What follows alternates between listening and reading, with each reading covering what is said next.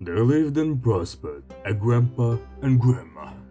The grandfather became a widower and married another wife, and his first wife left him with a girl. The wicked stepmother did not like her. She beat her and thought how to make her miserable. Once the father has gone somewhere, the stepmother says to the girl, "Go to your aunt, my sister. Ask her for a needle and thread to sew a shirt for you."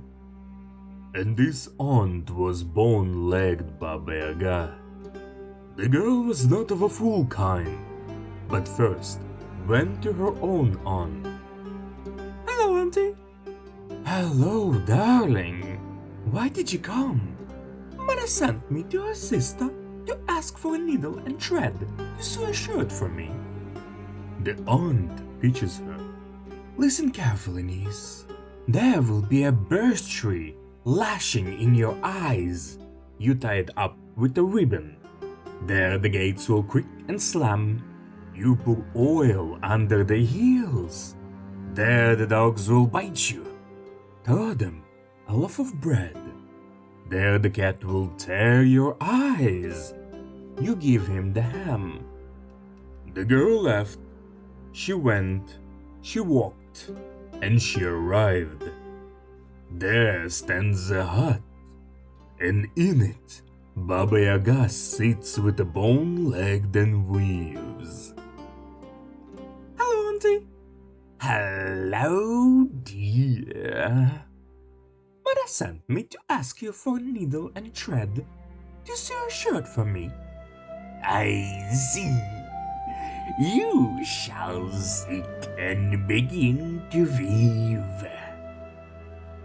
Here the girl sat down by the loom, and Baba Yaga went out and said to her maid, "Go heat the bathhouse and wash your knees. But look, do it well. I want to have her for breakfast." The girl sits neither alive nor dead, all frightened, and she asks the maid, "My dear, don't so much set fire to firewood as fill it with water. Carry water with a sieve," and gave her a handkerchief. Baba Yaga is waiting. She went to the window and asked, "Are you weaving, niece? Are you weaving, dear?" "I'm weaving, auntie. Weaving, dear." Baba Yaga walked away, and the girl gave the cat some hams and asked, "Is it possible to somehow get out of here?" "Here's a comb and a towel," the cat says. "Take them and run away. Baba Yaga will chase you. You put your ear to the ground, and as soon as you hear the chase close, throw the towel first. A wide, wide river will appear. If Baba Yaga crosses the river and catches up to you, you again put your ear to the ground, and as soon as you hear the chase close, drop the comb. A dense forest will appear. She will not make her way through it." The girl took the towel and comb and ran. The dogs wanted to tear her up. She threw them a loaf of bread and they let her through. The gates wanted to slam shut. She poured oil under the heels and they let her through. The birch wanted to pierce her eyes.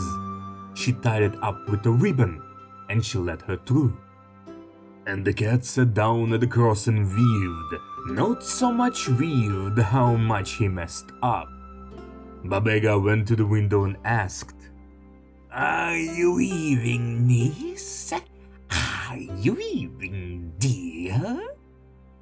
"I'm weaving, aunt, weaving, dear," the cat answers rudely.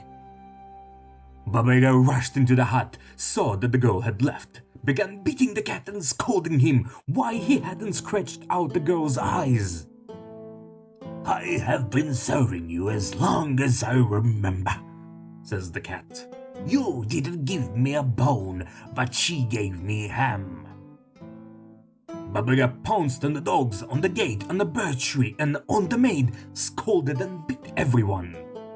The dogs tell her, "We have been serving you long. You didn't give us a burnt crust, but she gave us a loaf of bread." The gates say, "How long have we been serving you? You didn't put water under our heels, but she put oil for us." The birch says, "As long as I serve you, you did not tie me with a thread. She tied me with a ribbon."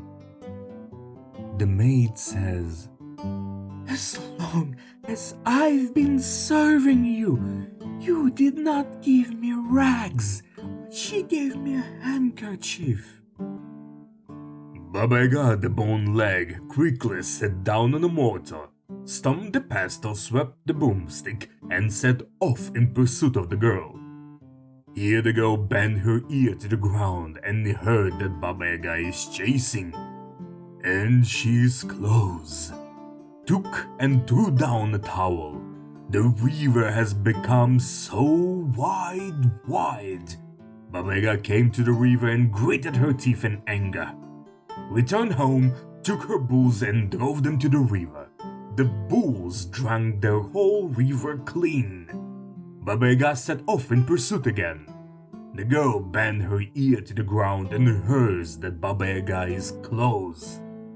Through the comb, the forest has become so dense and terrible.